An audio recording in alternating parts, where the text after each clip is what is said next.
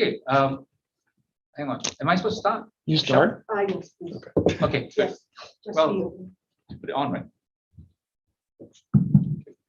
Well, good afternoon, everyone. I'm Simon Tay, I'm the chairman of the Singapore Institute of National Affairs. Thank you for making time for us, both online as well as here in person. Just to let you know the COVID rules. I've been told that 1 meter apart from each other, so it's okay to take off your mask. It's not compulsory, but if you feel comfortable, go ahead. If you want to keep your mask on, there's no pressure at all. But it's good to see everyone here in person and also to have a number of speakers be able to fly in. Evan Feigenbaum spoke for us in January last year, 2 years ago, virtually. But no, virtual. Virtually, yeah. That's it. Therefore, it is a double pleasure to have him here back in real life. Additionally, while Evan is always a welcome speaker here, he thought he'd come and share with us a larger project and additional speakers that we'd like to have with us, these other collaborators with Evan. In order of where to speak, we'll have Elvin Kamba, assistant professor at the University of Denver, who is speaking via Zoom. And it's like 3 a.m. in Denver. So thank you very much, Elvin, for doing this. The second would be Mr. Ng Keng Kun, who is flown in from Malaysia, where he's the head of postgraduate studies at the School of Architecture and Built Environment, USCI University. And Ms. Shui Gong, the assistant professor, deputy coordinator of the Masters of Science program at the Rajaram School at NTU, which is almost as far as KL. So I really appreciate Evan coming in and introducing us these additional speakers. And why is it important is Evan's topic.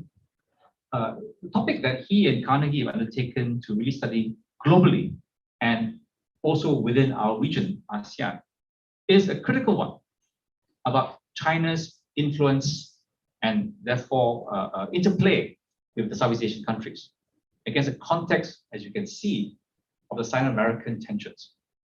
I think one of the critical differences I hope to hear from them is a level of detail and a level of what I would call agency. Oftentimes when the Sino-American tensions are talked about, and they are very real, and we've said them again in the Shangri-La dialogue, this is really at the great power level of the contest of competition between the two of them. And everyone else is talked about quite secondarily or tertiarily, almost like pawn. But the truth is that many of us here in the region have complex relationships with China and of course America. But China and where they're focusing on has been a neighbor, a kind of fact of existence in our region for a long time. And always a complex factor, whether it was a concern about the old days of communism and insurgencies, or the boom days of almost naive faith that China would grow and pull up the whole region. So the complex interplay now of both concern and opportunities. Additionally, there are many factors that differ amongst our ASEAN countries. Some countries has a certain reservoir of anti-Chinese sentiment, and that's a fact of a lot of societies around us. Others, and they almost mirror each other, have a minority of very powerful Chinese immigrants, which have an outsized influence on the politics, economics of the business. And therefore, when we talk about our region, it isn't really a single view. It's very complex. And in many ways, the countries around us have had a certain agency of their own way of trying to deal with these issues. How, as the topic today goes, how Southeast Asians are making China adapt to local needs.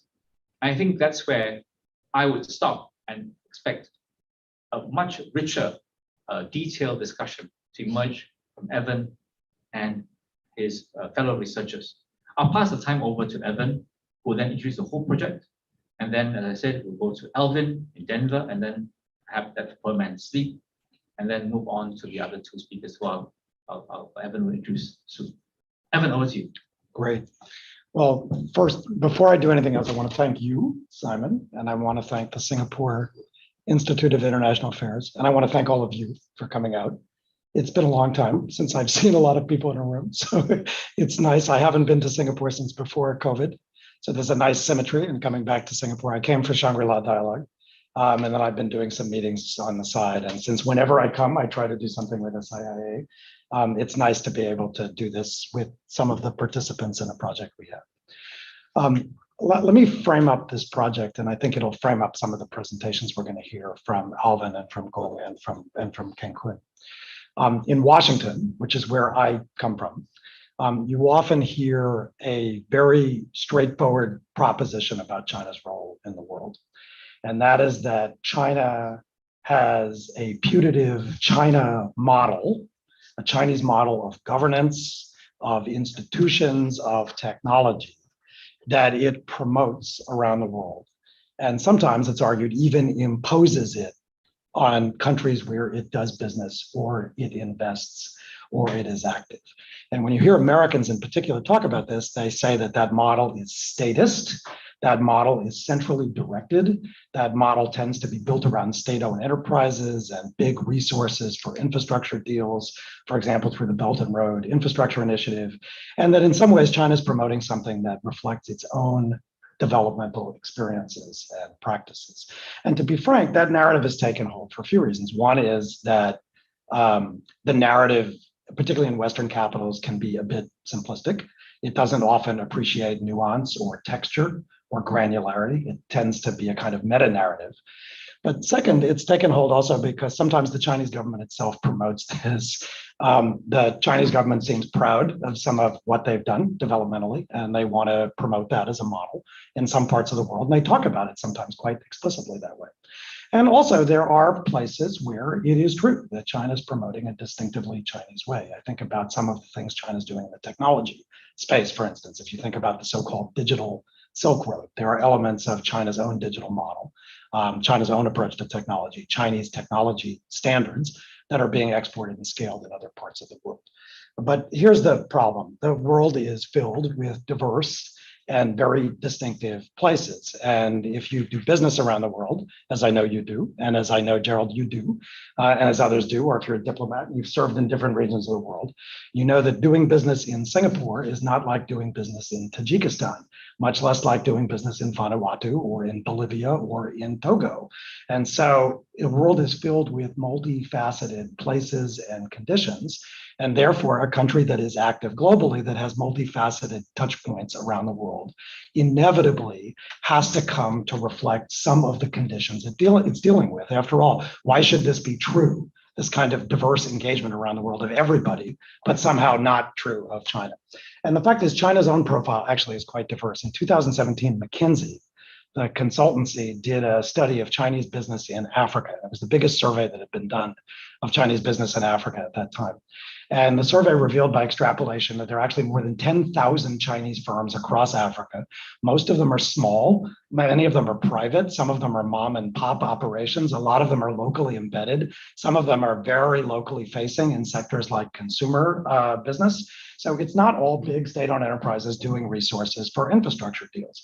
And so in 2020, we at the Carnegie Endowment, where I'm the vice president for studies, it's a major global think tank founded in 1910, launched with the support of the Ford Foundation, a project in 7 regions of the world that tried to get at this question of not just where China imposes a putative China model, but how Chinese players and entities are adapted to local forms, norms, and practices, or butt up against local politics and have to work through local actors who, as you said, use the word agency, have agency and often make local demands.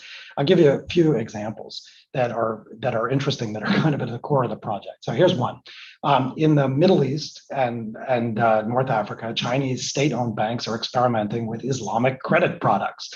Things like sukuk bonds, things that comply with Sharia law. There are not many things that are more alien to the world of the Chinese Communist Party, or a state bank that reports up through Central Huijin and has the organization department of the Communist Party appointing its management, that's experimenting with credit products and Islamic bonds that are anchored in Sharia law. In places like Central Asia, where we tend to think about big pipelines big infrastructure, oil and gas pipelines, trains, high-speed rail that goes from China to Europe. In fact, the composition of Chinese investment has changed quite a bit. Why? Because locals increasingly want more of the value added to be left in the region itself. They're increasingly demanding manufacturing investment, local employment, upskilling through training programs, and Chinese companies are gradually responding to that set of local demands. Local politics matters a lot around the world too. We published an interesting paper from Pakistan. People talk about China's environmental record around the world being spotty because, for example, they're exporting coal-fired power stations. But in Pakistan, actually, it was local players in Pakistan who really wanted coal-fired power stations. Why? Because in areas that had electoral advantage or votes to bank, there were power shortages, and coal-fired power could deliver power generation to these constituencies that vote and support the ruling party quickly. And so if you look at these examples around the world, what you find is a much more interactive element between locals, between Chinese, and that's what we've tried to do, is do this in a much more granular way. So this is a project we have going in 7 regions: Latin America, Sub-Saharan Africa, the Middle East and North Africa, Central Asia, Southeast Asia, and the Pacific. And most of the papers that we're publishing are written by local scholars, local voices, and they reflect really granular and locally embedded stories. The point I'm trying to make to you at a macro level is that China's engagement around the world is actually much more multifaceted than the narrative often appreciates, and particularly the narrative in Western capitals. And so for Chinese, often they don't appreciate the diversity of their own experience around the world. For governments like the United States, or for corporate players in places like the United States that want to compete with this, if you want to compete, you have to know what you're competing with. And so the granularity and the diversity of Chinese experience is also useful. But most importantly, this project is really directed at people around the world who are engaging with China to understand, both in a local sense, but also in a comparative sense, what's happening around the world so that they can exercise agency themselves to bargain with China from a position, not necessarily of strength, but something that's locally embedded. Because all around the world, despite all that diversity, governments and people tend to want a lot of the same things. They want growth, they want employment, they want sustainability, they want technology transfer, they want upskilling, they want value added. And so we're doing this around the world, but we're also doing this in a comparative sense. And you find that what's happening in Kyrgyzstan, as different as it is from Vanuatu or the Philippines, does have some broad similarities as well. So agency matters. China can be adaptive, and getting at that is really at the core of this project. So these authors, Gong, Alvin, and Cancun, did papers on the diverse environments in Southeast Asia, one on the Philippines, one on Malaysia, one on Myanmar, that really reflect how China has bumped up against local realities and has been compelled by circumstance to try to adapt. In some cases, that adaptation has been successful. In some cases, not so much. But in all of these cases, it's quite instructive. And since this is Singapore's own region, we thought it would be interesting to have them come along and talk a little bit about what had happened in those 3 cases and what could be learned from those. So that's the context on the project. And with that, Simon, if it makes sense to you, I'd like to turn it to Alvin. Okay, so Alvin, who's zooming in from Denver, did a very interesting paper on the Philippines under Duterte. Alvin, why don't you talk a little bit about that? Alvin, thank you again for staying up so late for us. Please go ahead. It's totally fine. Well, thank you. I'm happy to be here. I studied the 2 Chinese projects in the Philippines during the Rodrigo Duterte administration, which occurred from 2016 to 2000, basically this year, and then we have an incoming president after. I studied 2 Chinese projects: the Kaliwa Dam project, which is a big multi-provincial project across several provinces in sort of the Luzon Island in the Philippines. And I also studied the Chico River Pump Irrigation Project, which is a really small dam in sort of the northern part of the country that shifts water away from the indigenous groups in the Philippines to landlords in northern Philippines to sort of export bananas back to China. Now, I make, to summarize this paper quickly, I highlight 4 important points. First is, both projects were sort of like historical projects back in the Cold War. They were not sort of like new projects that the Chinese like came up with and proposed to the Philippines. They were sort of revived by the Duterte administration. And when it was revived, the Japanese tried to come in and sort of like propose to fund the project, but Duterte chose the Chinese instead. So Duterte chose the Chinese because of the first two reasons that I'm going to highlight. The first one is the Chinese would expedite the project regardless of sort of the social and environmental consequences of both projects, which would have been and was advantageous to Duterte because of the political gain of finishing the project quickly, and number one. And number two, both projects were sort of designed to sort of benefit local elites in the country. Look, like what I said, the northern agriculture exporters, and sort of the military as well in the other project. So those are the first 2 points. The second point is the Chinese, while they tried to impose some conditions on both projects, but the Filipinos were able to negotiate some parameters. So the project was not totally imposed, but rather what occurred instead was it's a mix. Both projects featured a mix of conditions by the Filipinos and the Chinese.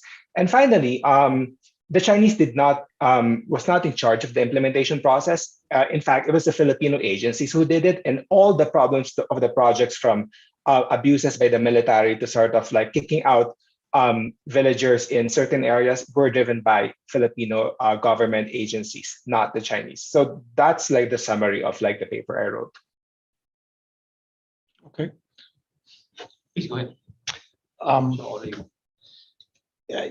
Alvin, before we go to you, can I just ask you one question? Could you talk a little bit about the strategies that the Filipino government used that the Chinese were most responsive to, the Chinese players in the Philippines?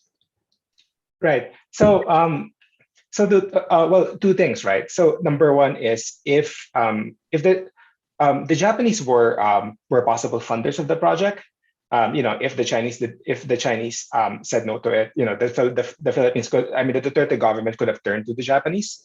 I think the second and most important thing, and this is a bit underestimated, is the Chinese were trying to win the Duterte administration over. Particularly because of the South China Sea. So because of because of sort of the need for this friendship, issues and interests were interlinked. In order to win Duterte over, in order to win the South China Sea over, you need to fund these projects. A lot of people say that, Duterte was bribed by the Chinese. The South China Sea was given up. It's also the other way around, right? The Chinese needed Duterte in as much as the Duterte needed the Chinese. All right, good. KK, you and your co-author wrote a paper on investment in the real estate sector in Malaysia, where these projects basically cater to Chinese buyers, but they were very, very political, in part because of the federal system in Malaysia, but also because the way they got caught up in Malaysian politics. So why don't you talk a little bit about that? Hi, good evening, everyone. My name is Kengkut, and I'm really glad to share some of the insight that we learned from the paper. So the paper was co-written by Guanel Lim and myself, but unfortunately he couldn't make it today. Now, if you look at, if you read through the paper, when we talk about Chinese investment in Malaysia, certainly there are a few others projects which is more significant and substantial, especially during the Najib Razak government. So say for example, the East Coast Rail Link, the Kuantan Industrial Park, and the fallen of Bandar Malaysia, which the Singapore KL High Speed Rail. All these are very significant projects. But what we are putting together in this particular paper is looking at Iskandar, Malaysia, who are not very far from here. It's just across the street. So why in Iskandar, Malaysia becomes very interesting when looking at the Chinese player, especially from the perspective of real estate developer. So this paper is rather different from what you will hear from Alvin and Kong Xie later on, because this paper we are trying to zooming into the private real estate developer perspective. So it's not the kind of state funded project. So it's a private initiative.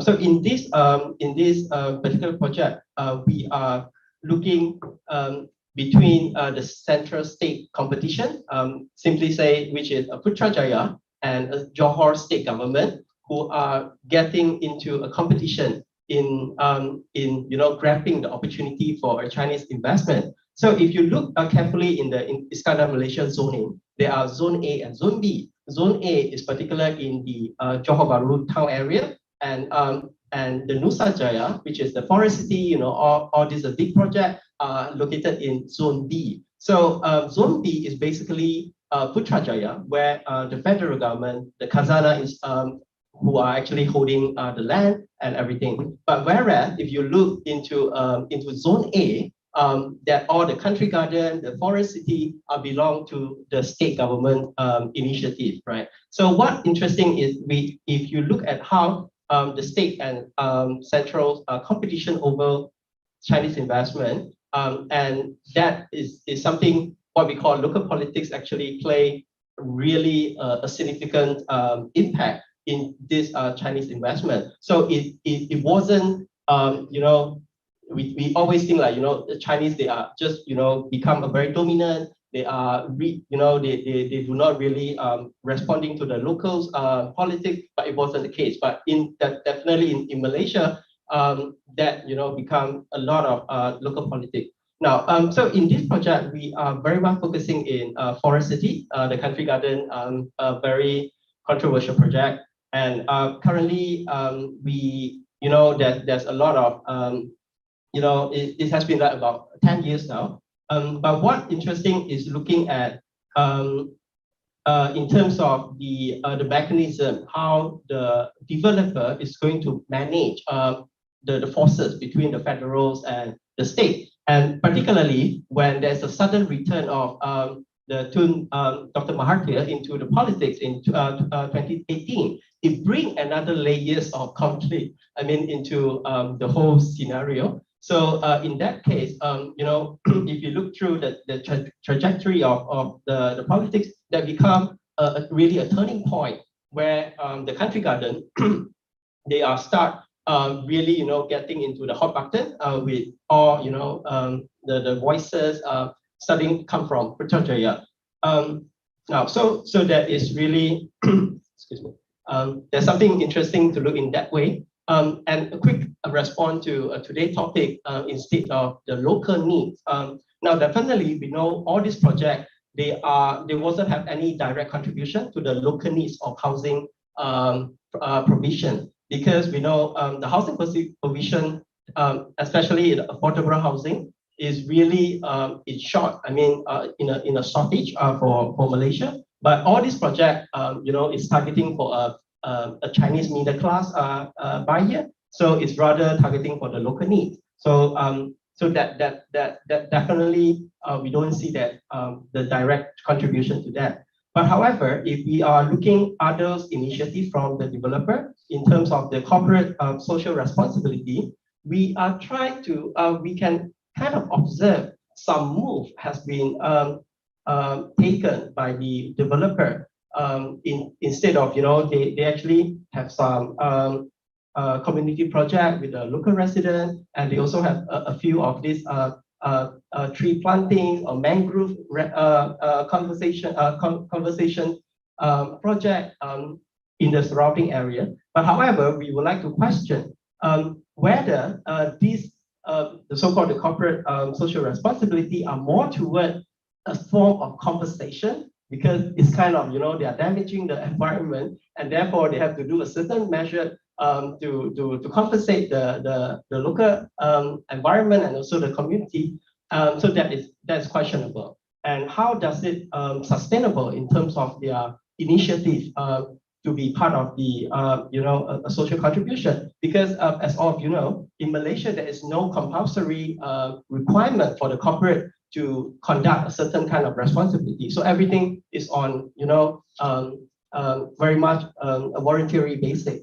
Yeah. So in conclusion, the paper is kind of trying to say the Chinese real estate investment in Malaysia has been become a tool or enabler of effort undertaken by various Malaysian stakeholders, state government, federal government, or the politician, or even if you like, the Johor Sultan, who also become a substantial partner in this project. And therefore, we could see the matter of local politics is really, playing everything in that. But of course, this paper, I think, is too early to conclude, because the project is ongoing and almost just about less than about a decade for so far. So it's actually worth continuing observing what is the next move, certainly from the country garden and as well from the state government, right? I'll stop there. Thanks. So there's a view in a lot of places that China basically goes and buys off national level elites in capitals. And people make this argument, you see it a lot in the media. But one thing I thought was interesting in your research of Malaysia was that actually Johor was trying to compete with the national elites in Putrajaya. And so that actually they used the Chinese investment as a local political strategy to gain control of some aspects of the investment in the corridor. That's the case? Do you want to say anything about the local dynamics? No? Okay. All right. All right. So Gong, similarly on that, you did a study on Myanmar, and Gong's done a lot of field work in Myanmar actually before COVID. And the story about China and Myanmar is always very focused on national level politics. And it's especially focused on the military, on the Tatmadaw, and the Burmese military. And people say China's just bought off the military, they deal only with the military. But your study actually shows something very different about the way the Chinese engage in Myanmar and with who. So why don't you talk a little bit about what you found there? Sure. First of all, a very good evening to audience online and on site. And thank you, Simon and SIA for your hospitality of hosting this. And thank you, Evan, for bringing us here together for this great project. So basically, Evan in his introduction briefly gave us, what the project is about, right? And one of the pertinent question that really concerns the policymakers or even, those civil society groups or transnational advisory groups, in the sense that China may imposing a China model, which has, some controversial impacts on the local economic development, right? But here, my project, basically just wants to ask a question, to what extent the Chinese business actors, especially those state business actors, how they have been adapting to the local context, not just in the sense of local institutions, the local regulatory, or the legal forms, but also more importantly, what distinguishes this paper is that how it actually reacts to the local demands, in particular the local community norms. So I use Myanmar, as a very, very interesting case study, because as Evan just mentioned about, with this particularly unique political economic context, where you've seen turbulence in the politics, where you see it has a special relationship with China. I want to sort of like bring in a more nuanced, perspective by looking at how the Chinese state business actors, they're actually trying to create an image that is much catering to the local demands. That's one thing. And the second thing is, when I look at the projects on the ground, I exclude the private sectors, of course, the private investors, of course. But when I look at those state on enterprises investment in Myanmar, I realize, for the past decade, the Chinese SOEs, they are actually trying to brand themselves, as a responsible investor. And what they are doing is they're trying to figure out a way of how to integrate the local dynamics. And one way of doing this is that they try to understand the trilateral relationship among themselves, among the local institutions, and the power of local actors. And Myanmar poses the case where they face the challenges of understanding how the local actors' power could actually influence the local institutions, design and engineering of those development projects.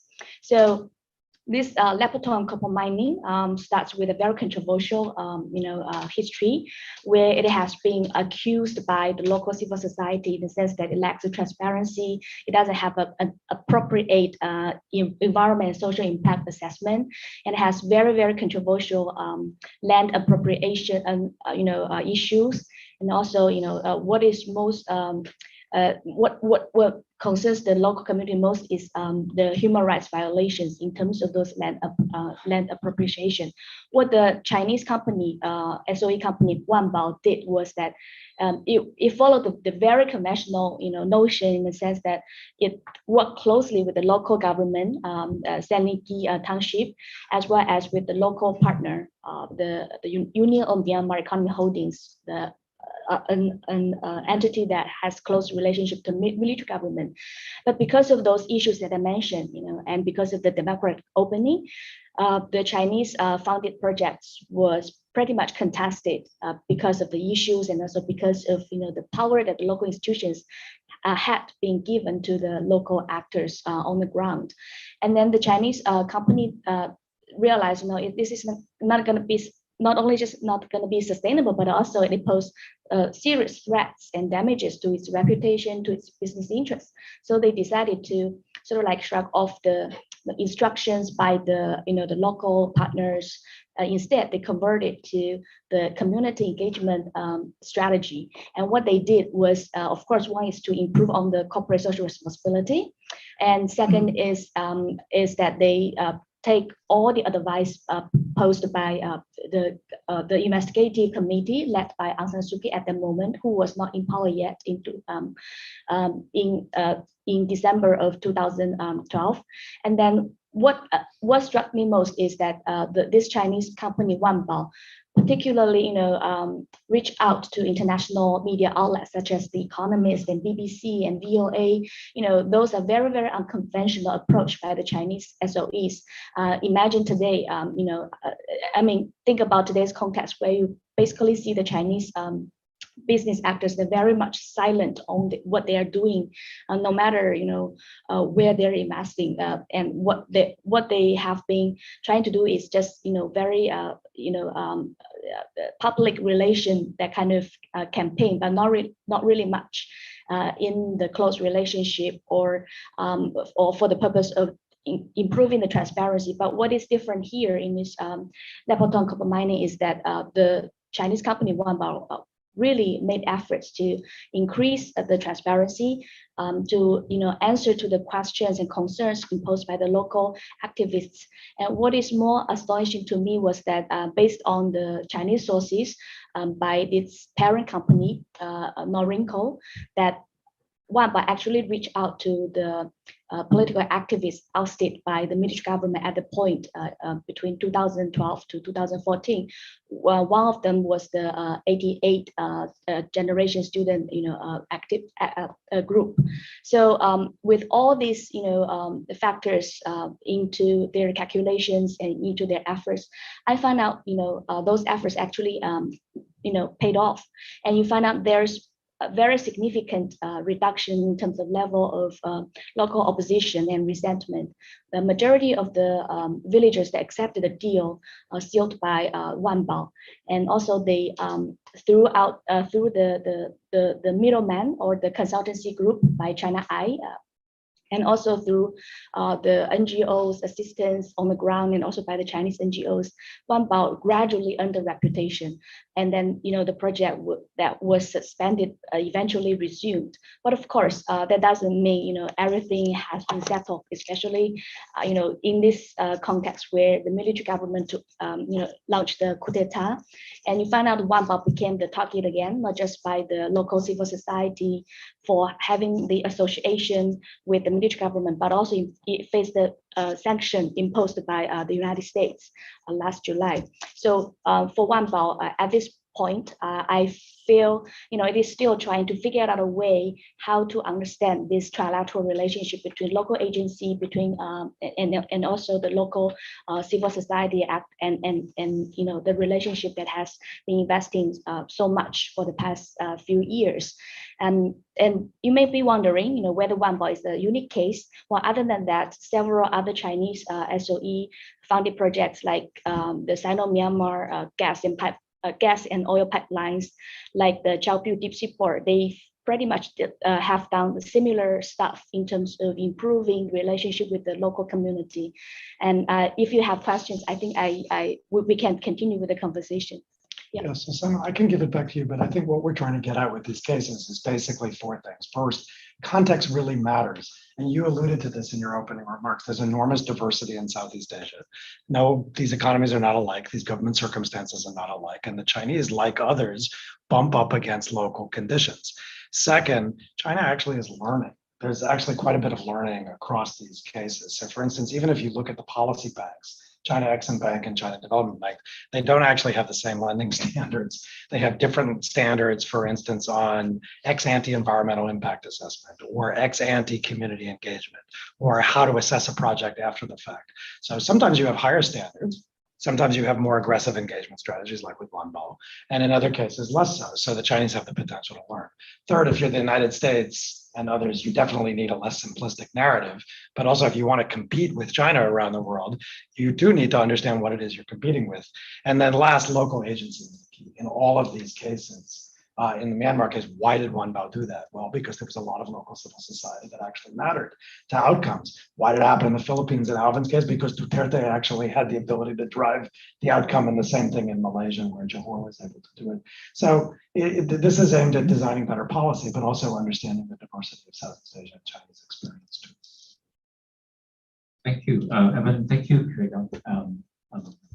Alvin, all the way in Denver, as well as Kingpin here on the table. Would there be questions or comments? A number of you have, at the company level, been working with various partners in the region. You might have your own experiences of how much local conditions affect whether you're playing from a Japanese template or a French one or Singaporean one. One of my very old apprentices, Alan, I think his family does real estate projects in Malaysia. So he could, off the cuff, quiet way, tell you some interesting story about how Singaporeans also have had to adapt to some of the Malaysian ways of doing things. So this could be some level of storytelling. For me, as a kind of a more geopolitical question, I guess I want to ask Evan a question as to what is at the moment the working thesis. Is China more just adaptable or legalistic? Or is there any sort of sea change in their own values? I ask the question because, frankly, we've been through a time decades ago. We talked about the ugly Americans. Then there were anti-Japanese riots in our region way back before the Fukuda Doctrine. And so, is this just part of the learning curve, or is there something more? So those are my broad questions and invitation to you to share your stories. The first goes to. Can I just add to your own We have the remark? microphone fit. Thank you, Simon. I would like to add something to Simon's remark. I've been in banking in Southeast Asia more than 30 years. And I actually have seen a lot of projects financed by international banks and also by Asian Development Bank, IFC, etc. And I participated into many of these projects, and all the way back to even the 80s. What I've seen is, at that time, say 30, 35, 40 years ago, you couldn't see any Chinese investors in these sort of big projects, central power plants, dams, etc. You would see mostly Western companies and Japanese companies. The way they were dealing was very closely adapted to the way the country was run. In other words, the more corruption, the more they were getting into corruption without any thinking about it. Over time, rules have been coming, piling up, restricting. So you cannot finance corruption. You cannot give bribes. You cannot deal with embargoed countries. You cannot. You have to comply with ESG rules, etc. The more the time has lapsed, the more regulation and the more constraints have come. And my understanding is that the Chinese investors, being banks or government-linked companies or even the government directly, has perfectly understood that. It's just that maybe they can live with a little bit less regulation, but I don't think that they want to do business or they have to do business differently from what is normally done by international investors or international companies when it comes to infrastructure, to big projects, to big investment. They look at it, they are a bit more pragmatic, maybe. I'm not that familiar because I've left financing 6-7 years ago, but I'm sure that they have the same understanding on how the business is conducted, just that they're a bit more pragmatic than and less compliant with the accumulation of recent rules. What's your comment on that? If I could add to that, I think one of the points that John brought up was that of the changes in America and Japan, particularly America, were a result of their own domestic legislation, and they're both the imperative of shareholders and investors back home. So you can't do corruption abroad. Those levers may not be the same in Chinese thinking.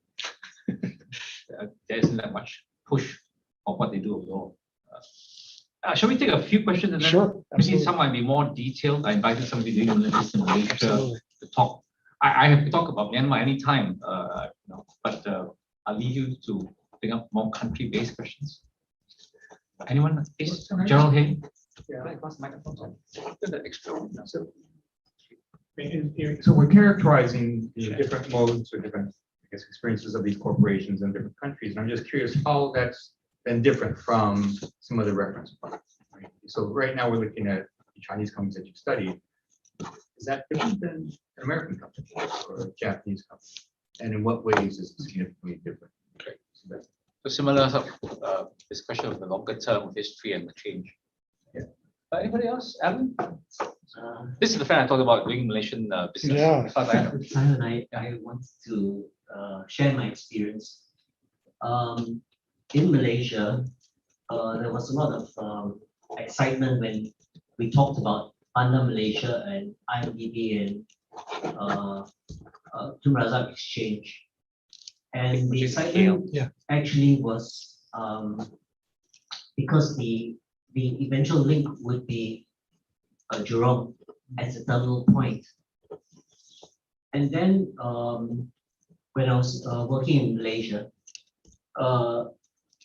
somebody told me that I think you all are in trouble now.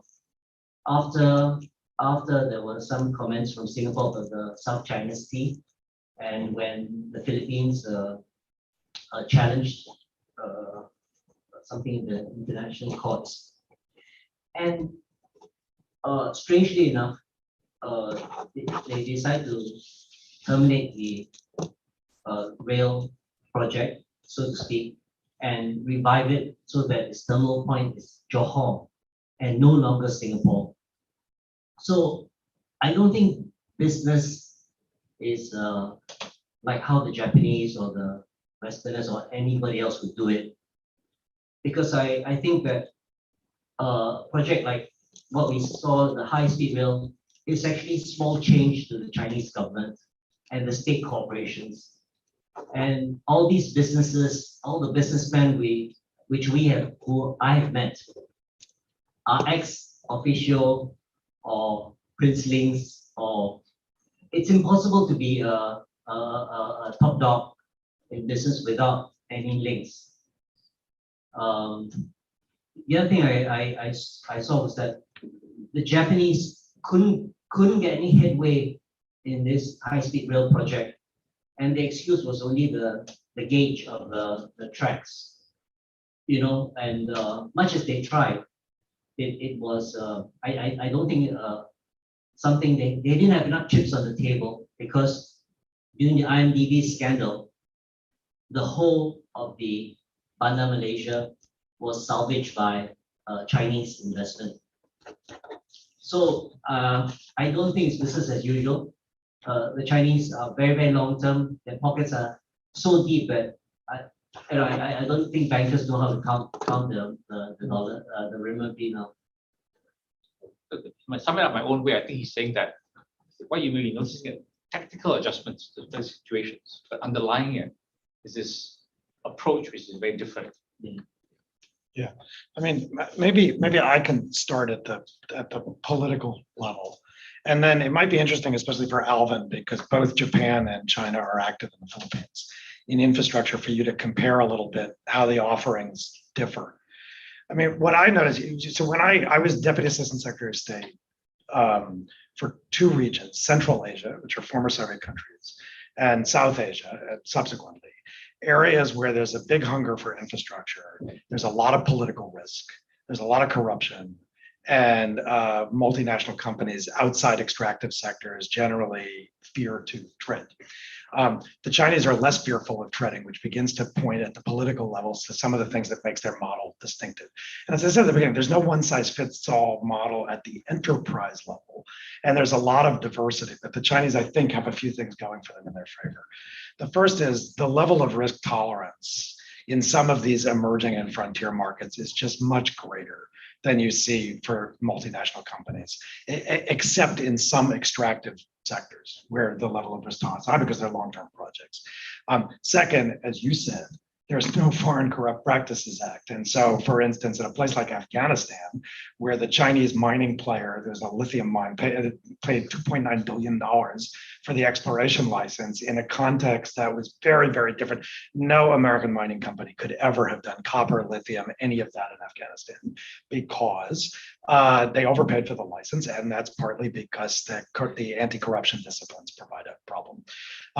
Third, especially for state firms, the Chinese government basically has a state-backed guarantee against insolvency. And so if your project goes bankrupt, your company is not likely to go bankrupt. And so that then feeds the risk tolerance. And then last, in a lot of places, China banks on political relationships to facilitate these deals in ways that the United States or others do not. Xi Jinping will fly into a place like Pakistan and they will roll out some number, 47 billion, 48 billion, 49 billion, with a laundry list of deals, many of them that are generated by the Pakistanis themselves. Some of them then actually come to fruition, some of them don't, but they get a lot of headlines because they're basically political projects. So if you compare that, as some of you were implicitly, to how foreign multinationals play, or how the United States government, which wants to compete with China for geopolitical reasons, in some of these regions can play or can't play, it's just very different. So when I worked on Central Asia, for instance, it was 2006, 2007. There was no Belt and Road, didn't start till 2013. Xi Jinping was still down in the provinces. He was not the leader of China, but the United States was nonetheless trying to facilitate infrastructure and connectivity connections. So we would go around to the companies, all of them are private sector companies, and we'd say, oh, how about power line projects in a place like Kazakhstan? How about connectivity projects? But they didn't like the risk profile. In some cases, they looked at what the yield probabilities look like. They didn't like that either. They didn't like the political risk. They didn't like the corruption environment. And so that's what China, I think, is just the way I would describe it is they're more risk tolerant. Now, they're not risk oblivious, but they're risk tolerant. And so in some places, they've actually pulled back from projects. There was one famous case in Pakistan of a mining project that China actually pulled back from because they don't like losing money, even though they can be risk tolerant. So I think the biggest question I have is around the nature of learning, the speed of it, the intensity of it, how much Chinese practices, for instance, around anti-corruption disciplines might over time converge with not necessarily best practices, but better practices that you see from other multinational players. And Alvin, I mean, you're looking at the Philippines, which is a place where the Chinese are not the only player. And as you said, those two cases that you studied were originally going to be Japanese projects. So what was distinctive? I mean, you heard the questions. What was distinctive about the Chinese offering? I actually did not hear the question, but was that a question? Like, what's so distinctive with the Chinese offer? Well, the question was, is there something different about the way the Chinese do it? Am I summarizing this correctly? Than the way a multinational company would do it, or for example, the way a Japanese company would do it? Right, got it. So I think I think the first premise is there's a lot of variation amongst Chinese firms on how they do it, just like what you said. Central firms are different from like private firms. Even in government firms there's also a lot of variation amongst them. I think crucially, a principle institutionally, what unites them is that they're PRC firms. They're from China, and I think institutionally, apart from the policy banks, we also have to think about the nature of government relations, particularly the idea of non-interference that comes from the Chinese government compared to, let's say, the United States or Japan. Not to say that those countries interfere directly, but I think institutionally, those countries would put forward, particularly important like government regulations and issues. whether it's corruption or like environmental standards, that I think the Chinese firms, particularly those funded by let's say the policy banks and big construction firms, are not so inflexible to. So going back to the case of like the 2 dam projects in the Philippines, and I did interviews with members of the Duterte administration here, and actually members of like the officials from the Chinese firms. What stood out for the Duterte administration was the Chinese were much more flexible in terms of like implementing the projects quickly. They would not impose these environmental standards as much as the Japanese, and that was a win for the Filipino government officials. So I think this non-interference issue is super important when it comes to like talking about foreign projects in a particular country. Thank you so much. Unless there's more detail, I've got 2 broader questions to lead with, and then we're running out of time. One comes from the YouTube. We're actually streaming live on the Carnegie platform. One question is there a closer cultural comprehension by China about Southeast Asia as compared to, say, America? And my take on this is no, both are very continental countries and they both see the world as themselves. So I've dealt with Chinese from, say, a very big company that happens to be in Hangzhou, and you know what I mean. And they have no clue about Southeast Asia as nuances, but I think they learn on the way. Reality is stacking them in the face. The other broad question I want is that, your research seems to be leading some direction, Evan, but you started off by this master narrative coming out from America and the Biden administration. Yeah.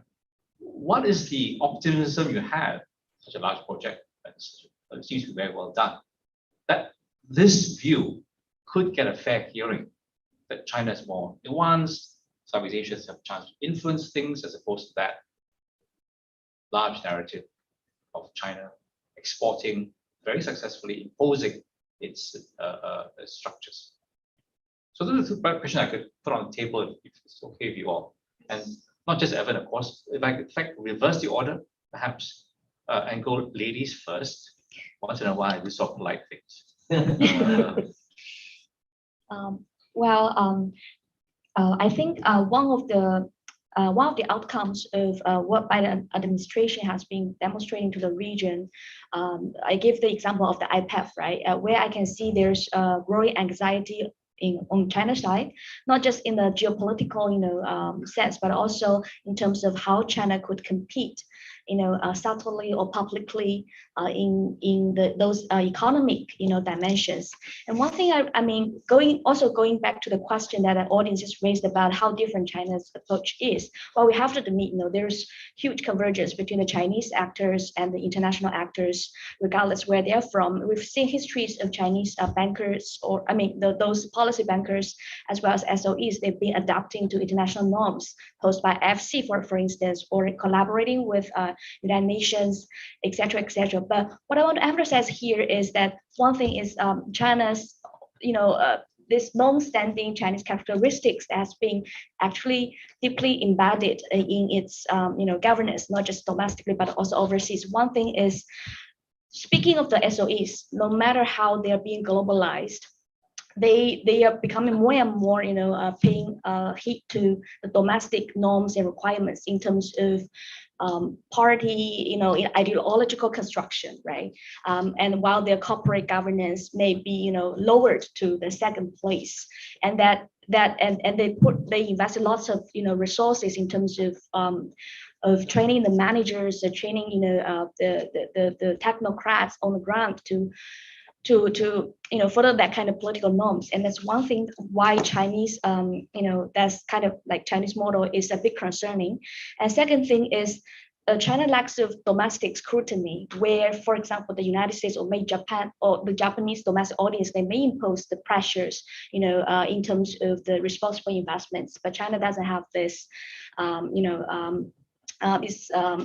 this scrutiny system, and that means a lot of projects can be very, very geopolitically driven, as Evan said, and that means that there's lack of commercial viability, right? And how you answer to the responsibility to the domestic taxpayers. And so that's the second thing I want to highlight. And the third thing is, other than this, is the local, public access in terms of resources, in terms of benefits or returns.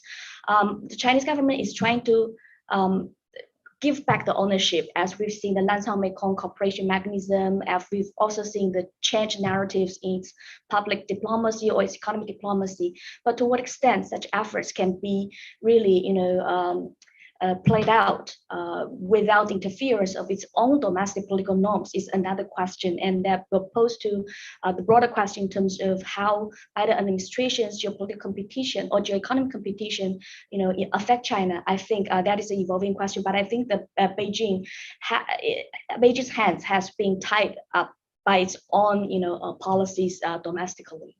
Thank you, Sheila. Can you check? All right. Sorry. Some water. Yeah. All right.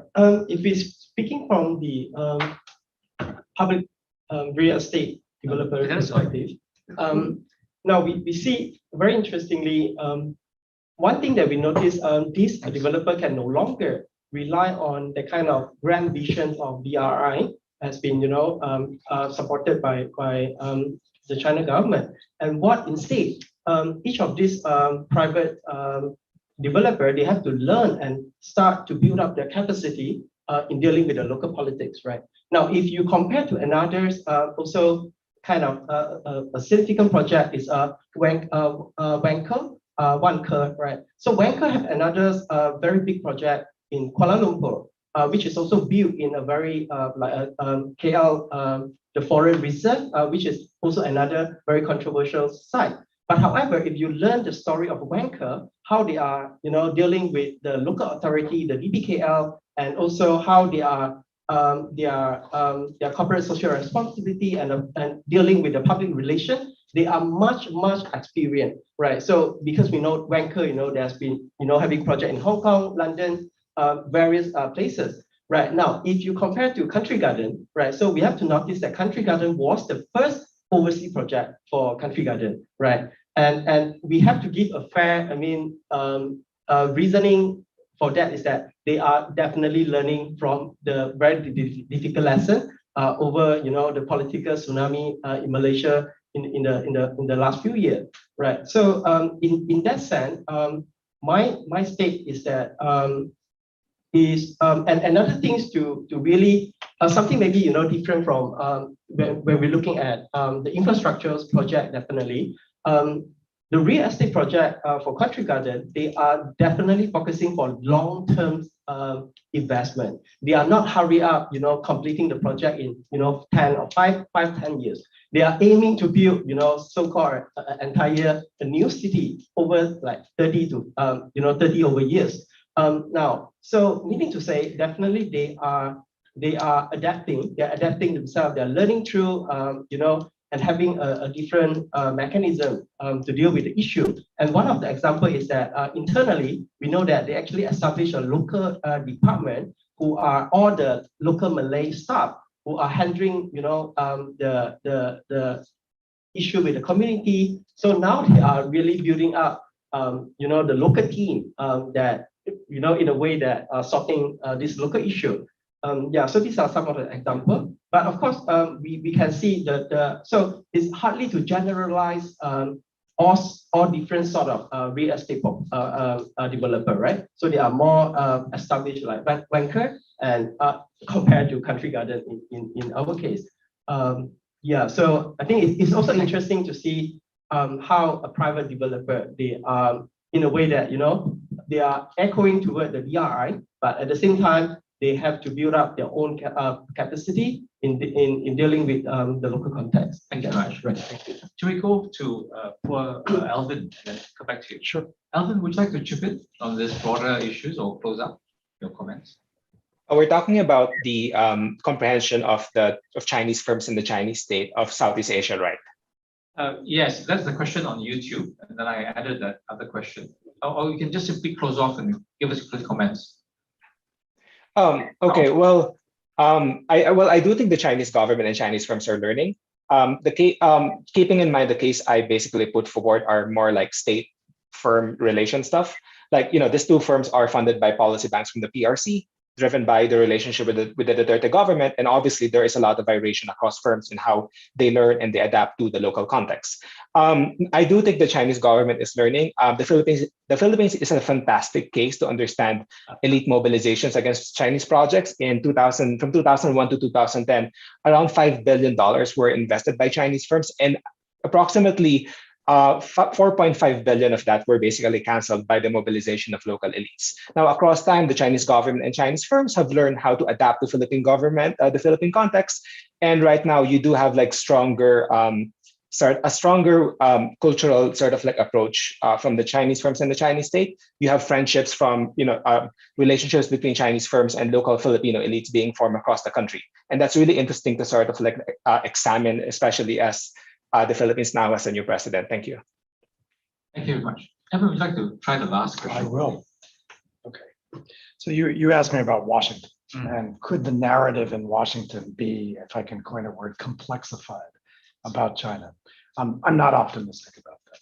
Not optimistic at all.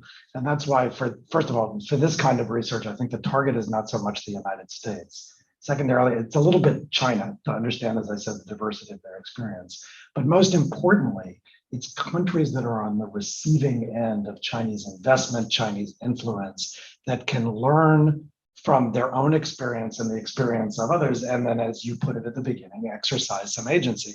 We just had an example last week, which is in the Pacific, where Foreign Minister Wang Yi went down and he made this tour of the region, and China was pushing onto these countries a multilateral agreement, a whole variety of infrastructure projects, fisheries agreements, technology packages.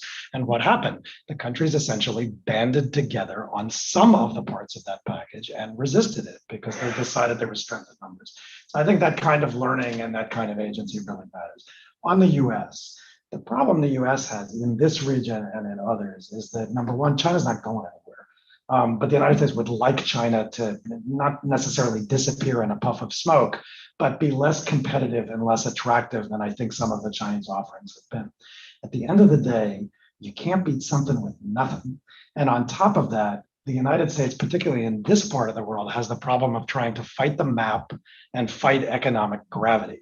So if you look at infrastructure, one of the things that's distinctive about China, to add to the list we talked about before, is that China is the only country in this part of the world that is geographically contiguous to every part of Asia.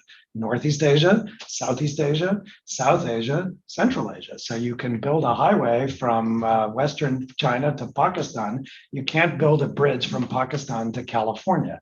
So the United States has to figure out how not to out-China China, but to play to uniquely American strengths in the offering and the financing packages. And in that, the United States doesn't have a sufficiently granular understanding, as you said, of Southeast Asia. But I think that's replicated all over the world. And I'm not optimistic that we're going to see that at the governmental level. But at the corporate level, at the market participant level, at the investor level, there's $300+ billion of American investment in this part of the world. And a lot of that reflects a pretty deep and granular understanding of business conditions here. So that's where I see the possibility of change. And that's where I see the hope for the United States to compete. Thank you, Evan. We're a bit over time. I won't try to sum up, but I think many of the problems at the business level are shared by many of the companies here. And oftentimes I talk to Japanese companies, they are trying to invest more in Southeast Asia.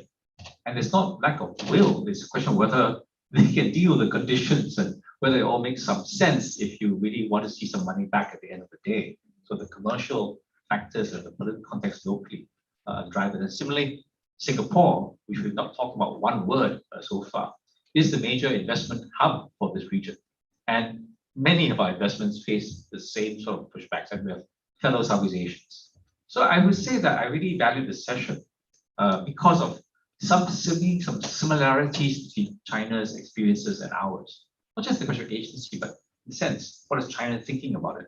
There are some question marks still, but whether since the price risk so differently, whether the state does have certain political cover, etc., ambitions, that it kind of makes it different from a Singapore or Japanese or American investment. I think those questions will be with us for some time. But when I first started this invitation to Evan, a few of my members said to me, you want an American to talk about Chinese investment in the region. Do you expect to be surprised? And I must say, I am very pleasantly surprised by the thought that Carnegie and Evan have given to this in constructing a very ground up, locally involved discussion, to see such energetic and detailed presentations by very young, at least from my lens, young researchers. I want to thank Evan and his team here, Alvin, Trey Yong, and Ken Kun, for taking part in this. Please join me in thanking them.